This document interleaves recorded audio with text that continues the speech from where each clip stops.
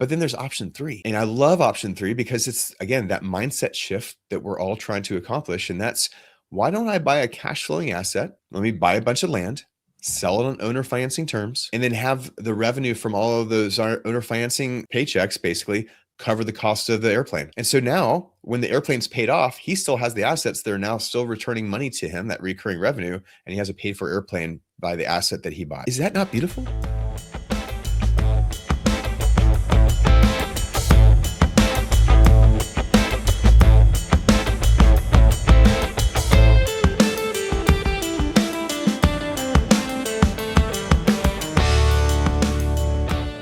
Most people are told to accumulate money for 30 years and hope the market cooperates. I don't teach hope. I teach control, right? So first, cash flow, right? Second, build your private reserve or your private family banking system. Third, object of this interview is deploy capital strategically. Right. So today's guest gives us that third phase, right? Ben Buzek is a former special operations leader turned real estate investor and key voice inside the Passive Income Lab. Okay. And so they were connecting the dot. It was introduced by a friend of ours that we had on. We're going to talk about connecting the dots, deploying capital, and let's talk about that. So Ben, tell him, I'm going to tell him a little bit. I want you to tell him your story yourself. So am I saying Buzek correctly? First of all, it's like Madonna said, it's music with a B. Music with a B. Okay. Ben Buzek, former special ops leader. I was just watching the show, Night Agent. Oh, my new favorite show. And like I binged it like the other day, like 4 hours. But all right, we're back. But he transitioned to real estate investing. He helps investors build predictable passive income through alternative assets. Okay. And he's partnered in several multifamily properties across 3 states. He serves as a collaborator and guest on multiple podcasts with the Passive Income Lab. And he's co-authored an Amazon bestseller, right? Transformational Journey, The Transformational Journey. That's right. Yeah. Okay. And is known for helping investors shift from accumulation thinking, right? What I call the accumulation theory, right? To cash flow thinking. Ben, welcome to the Practical Wealth Show. First of all, I'm excited to have you, and tell them what I didn't tell. Thanks, Curtis. Grateful for the opportunity to talk to your listeners. We've been developing our relationship, and just, one of the cool things about the infinite banking concept and building up our cash value is, the opportunity that it presents us. But I don't know about you or your clients. When I started IBC in 2019, it was great. I drank the Kool-Aid. I was all about Nelson Nash. And then I found myself with a bunch of cash value wondering, what's next? What's next? What do I do with this? And through a lot of trials and tribulation, I figured out how to make money by investing, and then also how to lose money by investing. Okay. And long story short, over the years, we have developed this course, this curriculum, and this coaching that is a done with you model for folks to learn how to do investing a lot safer with guardrails and assistance versus trying to figure it out on your own. And that's what leads us here today. That's awesome. So many people need that. They want to do something, but they don't know where to start. And it's just, you hear a lot of stuff. A lot of times you got to just learn how to, if you call it a buy box, you got to learn how to separate the wheat from the chaff. Like, what all things aren't for everybody, right? That's and right. So what do you like? So let me start this out, because one of the things I talk about is the accumulation theory versus the velocity method, right? Or 401k or cash flow. So let's have some fun. So traditional advice says max out your 401k. You say break free from Wall Street. That's right. Why do you say that? There's so many good intentioned folks out there.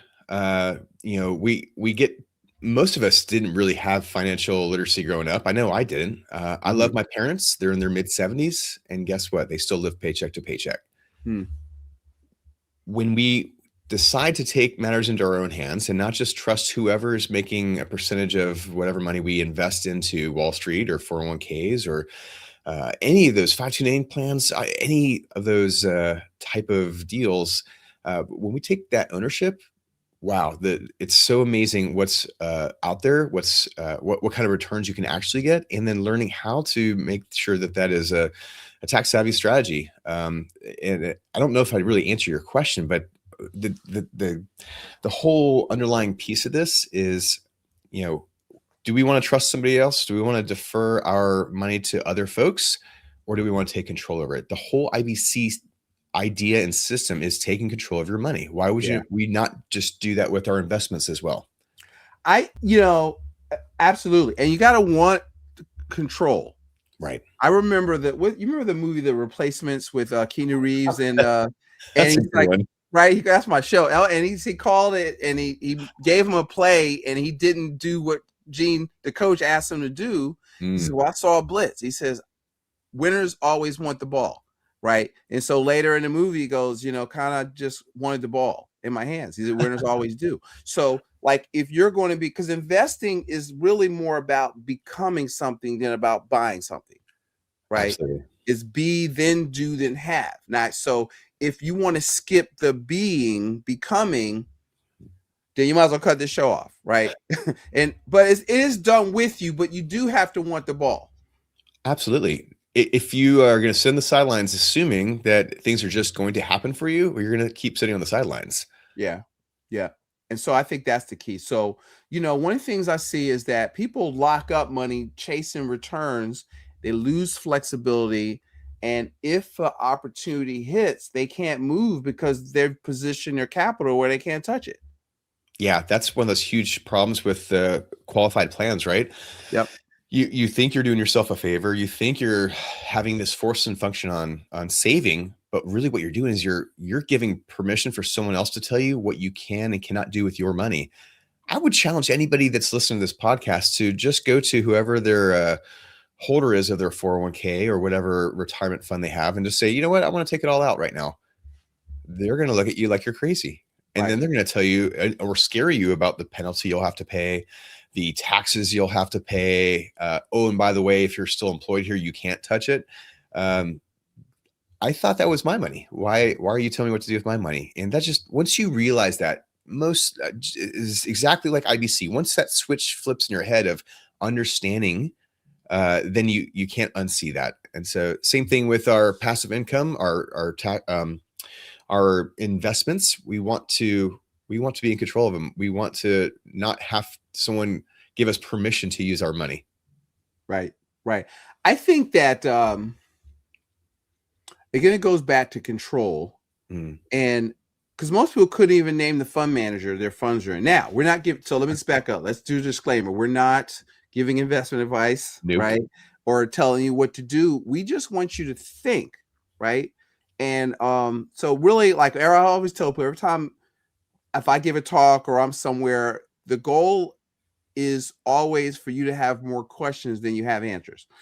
That means you're in the right room. That means you're in the right room because you're beginning to think as to waiting for people to tell you what to think. See, most people just want me, what do you think I should invest in?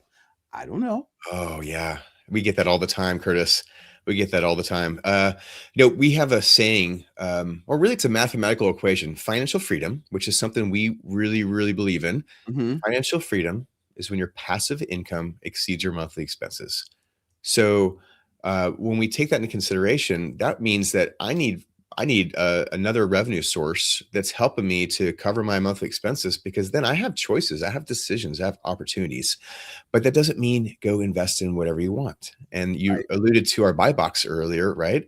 For those that are not aware, your buy box is simply an objective tool, an objective lens to look at different investments and determine if they are helping you to get where you want to go. Another saying we have is what I'm doing today getting me closer to or further from financial freedom. And so if I'm stowing my money away into a qualified plan, and we're not going to beat up on this too much, I promise. But if I'm stowing my money away where I don't have access to it, is that really helping me to achieve that financial freedom formula? I would argue no. Whereas if I'm investing today in cash flowing assets that are helping me to alleviate today's bills, Yep. we are all getting beat up by, uh, political and geopolitical decisions that we don't have any control of, which means higher grocery prices and all that Right. stuff. Right. Bringing it back down to today, we want to build our buy box to help prevent us from shiny object syndrome, or maybe analysis paralysis, or like I'm guilty of, chasing all kinds of craziness in investments and realizing that I shouldn't have gone that direction.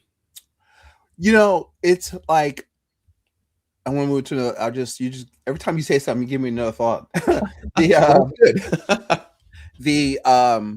Because it's, well, people say, what should I invest in? My thing is, well, because first of all, you got to begin with the end in mind, right? So if your goal is financial freedom, not retirement, which is an age, financial freedom, this is what we teach our clients, is a capacity, right? Meaning you have passive income equal to or greater than your expenses. So now when you're looking at your investments, will this do that? Right. And so, because people say, what should I invest in? Well, what are you trying to get done? Like, because otherwise you're just investing for capital gains. Yeah. And so then you're playing into the hands of what the institutions want you to do. We're going to be open one more time, right?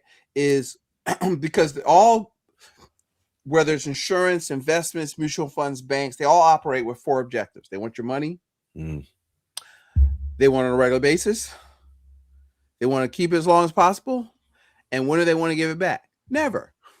Or as slow as possible, right? That's right. And so that's good for them because they're and there's nothing wrong with that, because you need financial institutions, right? But you don't have to play their game, right? You can because if your goal is, because their goal is not to make you rich. Right. Their goal is AUM, assets under management. And so if you had $1 million or $500,000 in a brokerage account, and you say, listen, I just found an apartment building, I need $100,000, and they're not going to be excited. No. Oh, real estate's risky. Oh, we can put you in a REIT, But if you're your own best investor, I try to drill in your heads. 2 + 2 is 4, right? And so you need some help. That's what this is about. But you can do this, right? And as you're I heard this from Dan Sullivan. Everybody has a low ceiling of complexity, or not everybody, but you start out with a low ceiling complexities, right? So if your ceiling's low, you don't have a lot of mental choices, so your anxiety is high around money, right? But as your knowledge goes up, as you raise your ceiling of complexity, your anxiety comes down, your risk comes down, because what is Warren Buffett says, diversification is for people that don't know what they're doing. And so, because if you know what you're doing, then it's not risky. And so that's why that goes back to becoming, right? So let me ask you, so where did I want to go with this? So let's talk about, let me ask you just a little background stuff. Did your special ops help you or teach you about risk assessments? Any of your past life help you today? You use? So we'll definitely tap on that one, and thanks for asking about that. So before we go do a mission, we would create a PACE plan, PACE, and that stands for primary, alternative, contingency, and emergency. There's multiple backup plans, because we can have the most perfect plan in the entire world, but as soon as we used to say it often, the enemy gets a vote in that plan, right? And so it's like whichever boxer, I forget, Mike Tyson or Muhammad Ali, everything, you got the perfect plan to get punched in the face. Mike Tyson, right? Mike Tyson, punched in the mouth, right? Yeah, punched in the mouth. Thank you for correcting that. Same thing goes here. Like, you can have a great plan. Same with life. Same with investing. Perfect plan until something happens. But what was your alternative plan? What was your contingency plan? And then, God forbid, you get to the emergency plan. But what is that? How are you doing that with your family finances? Curtis, most people spend more time planning out their family vacation than they do their life. Absolutely. And so I loved what you said about starting with the end in mind, goals, retirement, which I'm retired military, Mhm. Retired means to be put out of service. Right, exactly. Technically, I'm put out of Is that what service. you want? That's what I tell people, "Is that what Is you that want? what you You want want? put out of service?" Right? Now, in the military, yes, obviously you got to stop at some point. But in life, do you really want to stop life? I don't want Mhm. someone to tell me in my 60s that, cool, you're done now. Just hang it up and sit on the sidelines. No, we're in this game to continue growing ourselves, our finances, and more importantly, I think the legacy that we're leaving behind. Right. And that's where a lot of this is going to stem from, having the end in mind. And so I love that you bring that up for everyone. Yeah, I think that most people don't have a backup plan. If they don't have a plan, let alone redundancies or backup planning. And so one of the things that we teach through our the Money for Life blueprint process is that your plan has to work no matter what, right? Live, die, get sick, get sued, have a fire, have a flood, Mhm. die, right? You it's still got to work, right? And so most people only have especially if you're relying on Wall Street, it only works if the market's up. They're always chasing returns. Yeah. Yep. So let's talk about now let's transition to passive income, multifamily. I'm going to go down a list. So I'm just prepping you mentally for some stuff that I want to go through. So, in your mind, what separates serious investors from hobby investors? Mm. Great question, Curtis.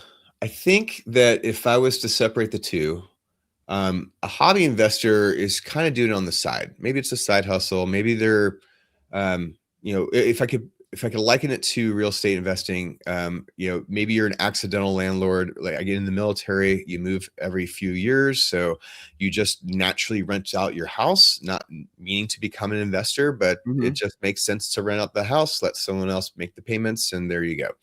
That would be what I would say is that hobby investor, not really knowing what they're getting themselves into. Whereas a professional investor, people that we're training to become investors, we're helping them to understand all of the due diligence up front to learn about the investment, to know what they're signing up for before making that happen. And so I think the big difference is curiosity and the systems and processes that are put in place to, again, have this objective lens called a buy box. Mhm. Mhm. So there are one of the things that we talk to clients about, and correct me if I'm wrong. I got this from Rich Dad Poor Dad. So, but there's Such a good four book. asset classes, Mm, right? Business, real estate, paper, and commodities.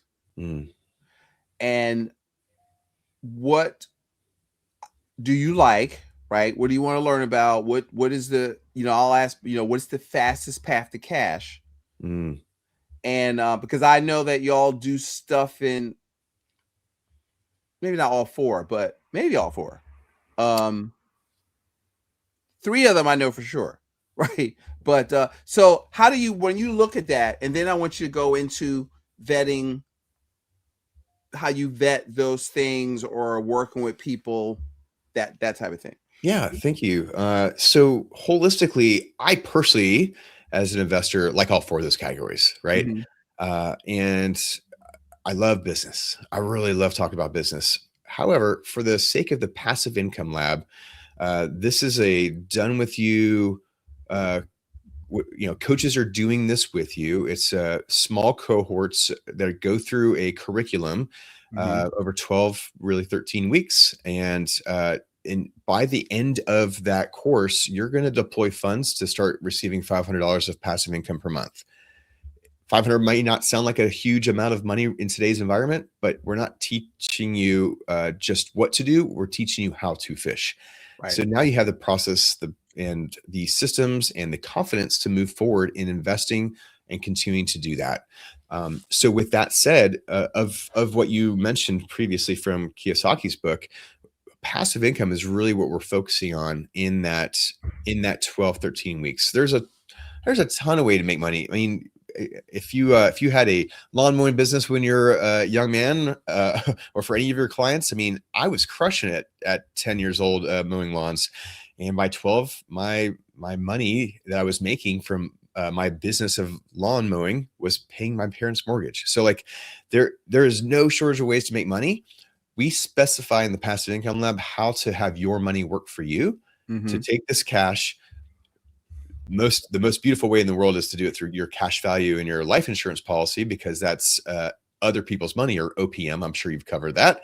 Yep. Using that other people's money to invest in cash flowing assets that then return that money back to you and create this beautiful cycle of cash flow to investment, investment back to cash flow, to rebuild it, and then deploy it out again. And we want to see people repeat that over and over and over again, because we have a vision of 1 million people becoming financially free. Mm-hmm. There's so many ways to do that. But if you're tied up in your 9 to 5, if you're at retirement age, if you have a busy life, I mean, I'm married with kids, just retired from the military. I get busy, but we need to have our money working for us. So, while we're working our 9 to 5, have our money working for us, so we can work hard in our 5 to 9s and get out of the 9 to 5. Where do you find a lot of the people like to start, or they gravitate towards as they go through the lab? Are you referring or asking specifically about the type of investment? I think I am. Okay. And so this is great because, I personally ran down rabbit holes of like, oh, I'll make a ton of money in this investment. And guess what? It wasn't the right fit for me. The first and most important thing we do in the passive income lab is determine who you are as an investor. It's different for each of us. Yep. Some of us like to run fast and are a little bit, less or more risk tolerant. Some of us are more risk adverse and need to slowly go through the steps, have a process. Wherever you're at, the lab meets you there, because we're going to determine who you are as an investor. That's going to help us to determine what your specific buy box is, because guess what? It's different for everybody. And then once we have created your buy box, we're going to test that buy box against a plethora of different types of investments to see what the right fit is for you and your risk tolerance, your value system, and your overarching goal of what you're trying to accomplish.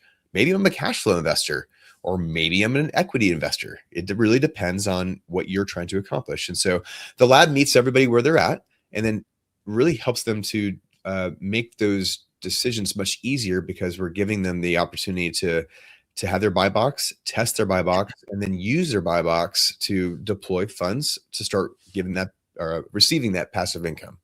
Right. So what I find is that most people don't know how to do due diligence. Right. I didn't when I started out. Yeah. I think that's one of the most important things. How do you vet deals? What do you try? I think it starts with what do you want and why. Yeah. And then how to separate the wheat from the chaff, so to speak. And separate, facts from somebody's sales pitch. Like we will, Ben, we'll talk about, we teach something called principles-based planning. So principles drive strategy, strategy drives tactics, what you do. So principle, save 15-20% of your gross income. I have 5 principles, right? So the principle is save. The strategy is IBC. And the tactic is properly structured of where you're going to store this liquidity, and properly structured dividend paying whole life insurance, right? And so my 5th principle is velocity. So we're going to use this liquidity to buy or build assets, but you have to, what do you want? What are you trying to accomplish? And I think so to have because what you want to do is, this is not a get rich quick thing. It's to kind of walk you through, how do you literally make money, like create income, because we're just taught to invest for capital gains. So, you literally can have $500,000 and not make a dime. And so that's, what's the word? Statement wealth. Yeah. Right. Yeah, on the balance sheet. Statement, I made 29% on my IRA. Okay. Can you take that statement to the grocery store and get any food? Yeah, you don't realize those gains.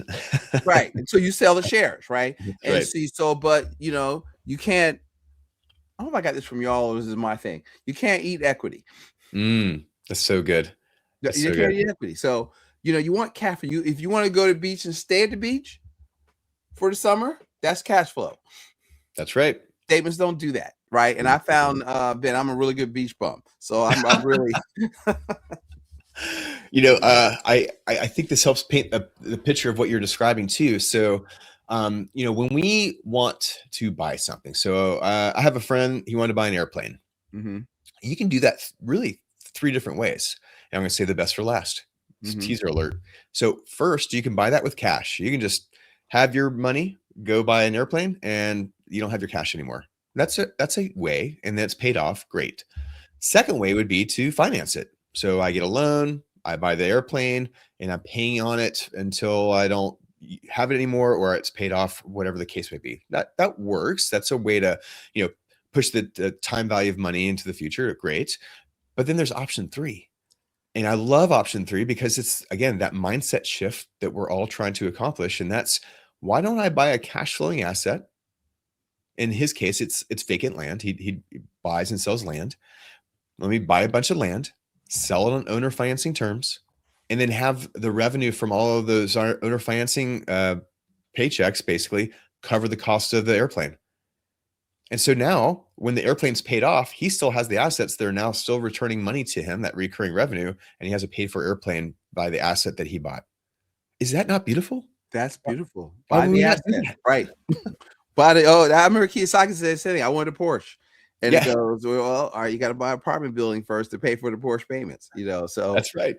and That's right. so I love that. That's the only way I do it. Then I get the write off, and I get the car, and the car's paid Exactly. off. I still have the apartment building.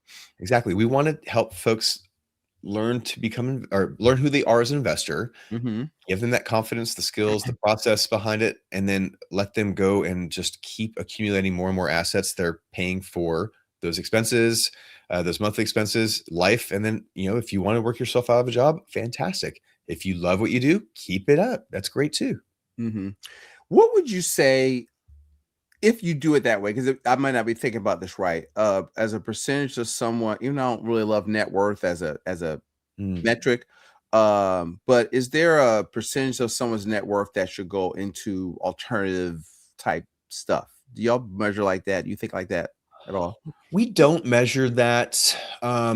First and foremost, I just like we were talking about with your principles, we want to find out where lazy cash is. Yeah. I'm guilty of this. When I first started figuring out how to get lazy cash out of my system, Mm-hmm. I mean, I had a savings account here, I had a rainy day fund there, I had a whatever, bank account hiding thousands of dollars. And when I took all that money and streamlined it into my process of my IBC system, that Mm-hmm. then first I get my monthly expenses paid for, and then everything else goes back towards investing, and then it repeats the cycle and just keeps circling through. I found thousands of dollars of lazy cash that was just sitting there every month. I wonder how many folks that are listening to this right now might also have a lazy cash system. It happens to all of us, but we want to have the rainy day fund. Well, I thought that's what my cash value is for. See, you know Why what? do I I also have can't. five or 10 Sometimes I grand can't there? get people to connect those dots. This is Mm, part of that, right? It's right, better actually. right. So And so when we look through our system, and nobody likes the word budget, Curtis, so we call it a wealth allocation plan. It sounds way mhm, cooler. mhm, When we develop our wealth allocation plan, I don't know if the percentage matters that much, as much as getting hold of your finances and learning what to do with them from there. That's going to help you to get more IBC systems, which then right, grows your family banking system, which then provides more cash value and access to invest in more deals. right, And so it becomes this almost self-licking ice cream cone that right. keeps going over and over and over again. So generally speaking, I don't think I can tell you a specific percentage I don't even think it allocation per matters. I se. mean, I really the proper number is what's your cash flow a month. Right. So, based Remember, upon what you're trying to get accomplished. So, as I started asking the questions, this is stupid. This doesn't even go with my philosophy. it's So not I was like, stupid. But I mean, again, the financial freedom formula is passive income exceeding monthly expenses. yeah. What that means is not just buying assets. Of course, we want to do that to pay for our monthly expenses. But if every dollar that comes into my system can go one of two ways, buying more passive income, investing, Mhm. or paying down monthly expenses. Now, we're not saying go buy a new, Cadillac, whatever.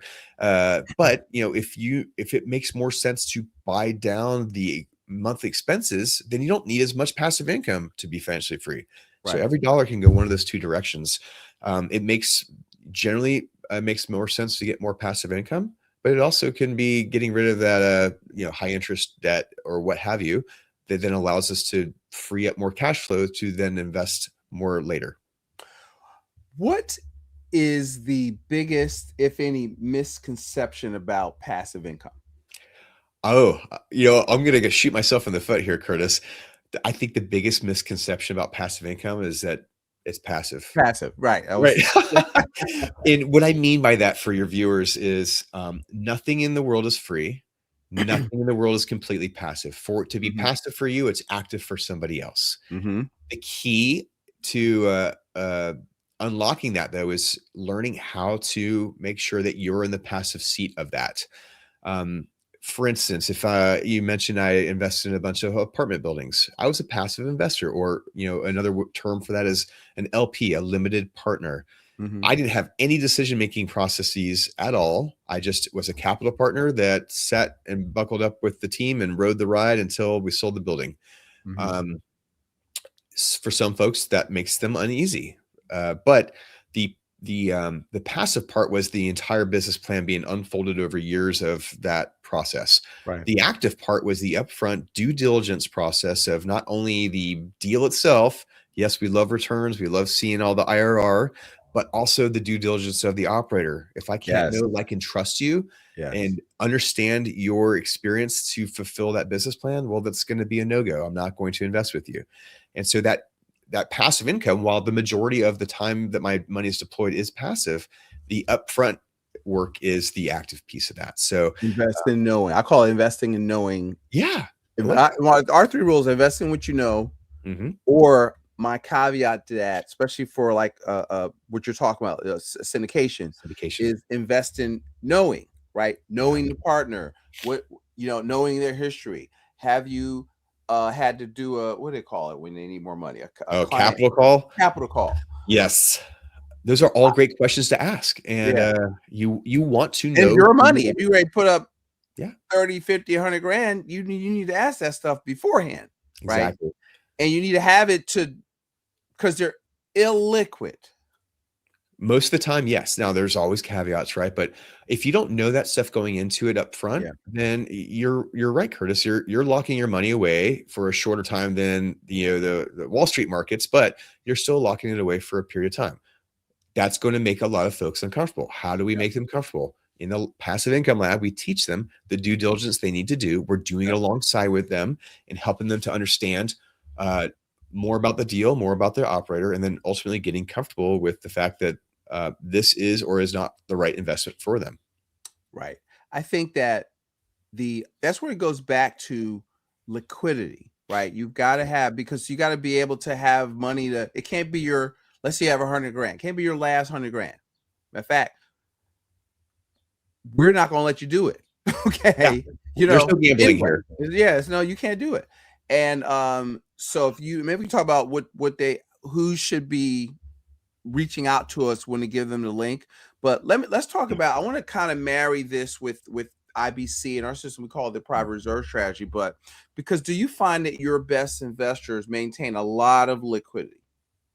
So they've been saving for a while, or they have access to other people's capital through a HELOC or something like that. Like, what does it take to get started? That's a great question. So obviously you've probably heard you have to pay to play kind of a thing, right? You need to have access to cash to be able to invest. Our guarantee is you're going to make $500 a month in passive income by the end of the course. I can't do that if you only have $500. That math doesn't work. Right. So when we have people come into the lab, they do have access to cash. And there's an old saying that a friend of mine in the military, he said the best deal of a lifetime comes around twice a week. And what that means is that people think I'm crazy when I say it to them when we start each passive income lab cohort, but you will run out of money before you run out of deals. I don't believe that. I don't think they. It sounds crazy.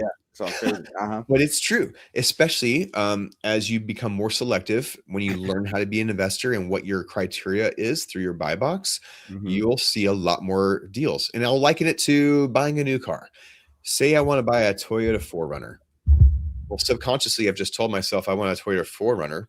And now I see every single one of those things on the road. The yellow Mm-hmm. one, the green one, the red one, the blue one, the silver one. Ooh, black. I like the black one. Whatever the case may be, when we start telling ourselves in the world that we're investors and investments opportunities, they flow to money. So ultimately, if you have a stockpile, a lot of cash value saved up or what have you, yes, you're not going to have as much of a problem investing. For folks that they're going to save up for their first syndication. Mm-hmm. Like you mentioned, syndications run 30, 50, 100K as a minimum. It may take some time to get there, but I want to encourage everybody to get there. That's not the only route. Syndications are not the only route, but we have to start somewhere. And like I mentioned before, the lab meets us where we're at. I'd love to tell a story about this couple, and they were in their 60s. Yeah, please. Yep. So we have folks that are in their 30s all the way up to their mid 70s that join the Passive Income Lab. It's really encouraging to see just a large breadth of folks taking control of their finances.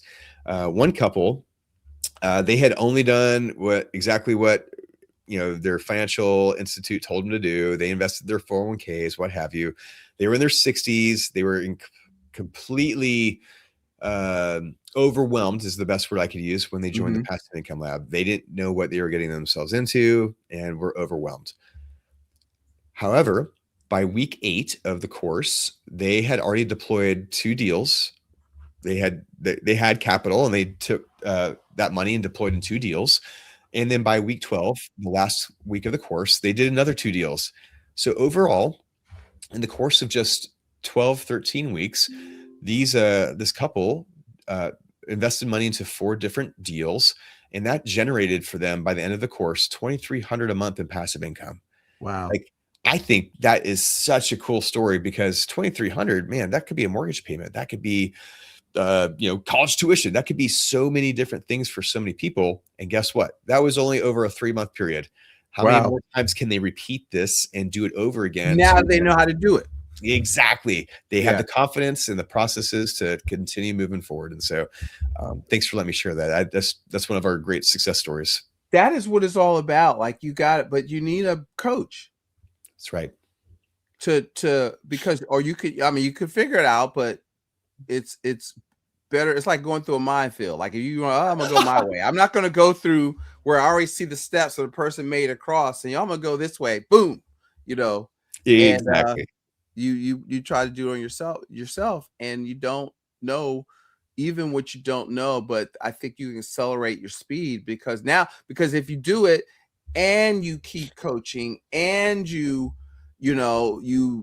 double down on your knowledge, you get around better investments, and then you get, because again, as your knowledge goes up, your risk comes down. That's and right. then your speed goes up, because it's because the flow is for financial freedom. I call it cash. You got to save cash so you're liquid, right?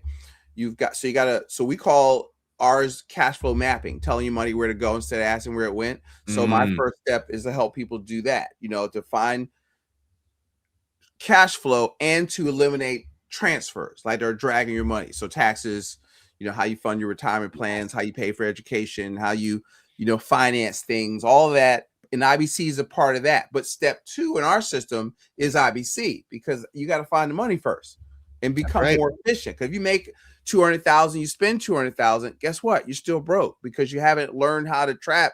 I mean, can we save at least 20%? Like the average, according to the Fed or Reserve, the most people are saving, for at the time of this recording, 4.5% of their income, and that's including their 401k. So on 100,000, they're saving like $4,500.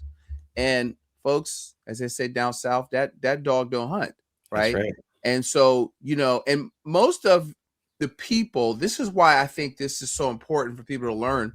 If you need, let's say, I'll ask you, so listen, if you had $1 million in your 401k, or beating them up again, but or in your taxable account, which is even worse or better, depends. But if you had so the safe withdrawal rate that they'll let that the what FINRA will let their advisors show is like 4%, 4.5%. That sounds right. That Yeah, sounds about right. 4%. So let's say 5. Okay, so if you had $1 million, that will throw off $50,000 a year, give or take, or about $4,000 a month, right? Yeah. Without you running out of money. Who can live on that? Who can live on? Because if you're making 150 and you only have 400,000, if that much, because I saw some study by John Hancock, the average 6-year-old has like less than $150,000 in their 401k. Wow. So you have to generate cash flow. Like you're not going to accumulate, because you're trying to accumulate this money in a fluctuating market, saving monetary units called dollars, that the longer you hold these units, the less they buy. Right. And then you're storing a majority of money in a joint account with the Treasury Department that you don't know what your tax is going to be because you don't control the tax lever, right? And so I'll ask people, well, do you think when we talk about, I'll say retirement because that's the word they use. I said, would you want to retire on what you're living today, more than what you're living today, or less than? Nobody says less than. Nope. So it's either the same or more. Most of it is more. So if you want more money, your taxes are not going to go down. Yeah, show me in history when taxes have definitely gone down. And if your income is not going down, so because the only way your tax go down is if you're poor or poorer. Right. And so I don't think that's a good strategy. I'm just saying. But $2,300. But let's just go back to $500 a month, right? So let's say you could do that once a year. Once a year, and then over the next 10 years. You know what I mean? Now you got $60,000 a year. A lot with leverage, a lot, you know what I mean? It's just, and it might get good. I remember Kim Kiyosaki, she wanted to buy, like, I think her goal was one house, one rental property a year for the next 10 years. That was her financial freedom goal. And she ended up, once she figured it out, she ended up doing, it was some numbers like 23 in 9 months. It was some crazy thing. Once it got, the amount of houses were lower, but the thing is, once you get the formula, you can speed up your thing, but you got to start first. You got to get in the game. And so in my mind, that's what went from us discussing the passive income lab. That's what I see. Yeah. And to your point, Tiger Woods had a coach. He was the best golfer in the world, right? Like the people that are playing to win have a coach. They have someone guiding them. You can do it alone. I did it alone. I also lost multiple 6 figures in lots of time. You can do it alone, or you can team up with folks that have been there, done that, and want to see you succeed, and then just get to that goal so much faster and with a lot less scars. I mean, I wouldn't have as many cool stories if I had done it that way, but yeah, I definitely have my scars, Curtis. But that frees them up, so you don't need to, you don't need to beat your own head against the wall. You can talk to somebody who's already beat their head against the wall. That's right. Ben, what haven't I asked you? Because I just listen to you and I'm like, okay, well, this, and I probably had an agenda and I lost it because I just so fascinating to me. But what didn't I ask you that I should have asked you, or that's something that you want to make sure that we get out here on the airwaves? I just want to encourage anybody that's listening right now to take action. I sat on the sidelines for a long time. I made excuse after excuse. I didn't follow through with things. And that was an all me thing. If we talk about this buy box, I did a deal 6 years ago. I lost a lot of money. I'm talking again, 6 figures. I lost 18 months of my life. It was all because of the return I was chasing. I thought I was gonna make a ton of money, and I did it and realized after the fact that that opportunity was against my investor profile. If I had known that 6 years ago, I wouldn't have had to go through that painful process. Right. If I had my buy box defined, it would have given me a very objective And I did. I drugged it. I drugged that deal from 6 years ago into my buy box of today, and it gave me all the cautions, the red flags, the do not do this deal. It's you don't know the operator. I mean, it was a terrible nightmare, and I really, honestly, do not want to see that happen for any of your clients. To learn the hard way, to have to pay full retail for those lessons, and that's why we developed this. All of our coaches, myself included, we started off as clients, people figuring it out.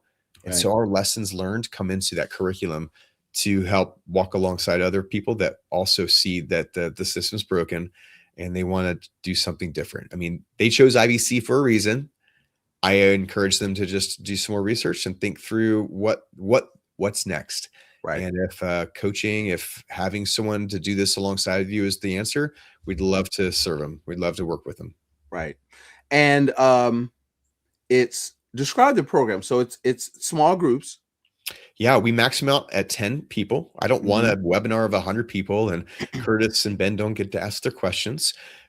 Each cohort is maxed out at 10 people, and 2 coaches are in that cohort as well. So really great coach to client ratio.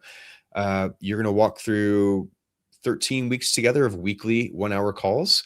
You're also going to have one-on-one coaching to support you in that process. And we also have a couple other nice little things like group messaging, as well as accountability every week to help folks move forward. Like we've designed this to do alongside you, to keep you accountable, to help you eventually make that investment. It could be your first one. It could be your 10th one.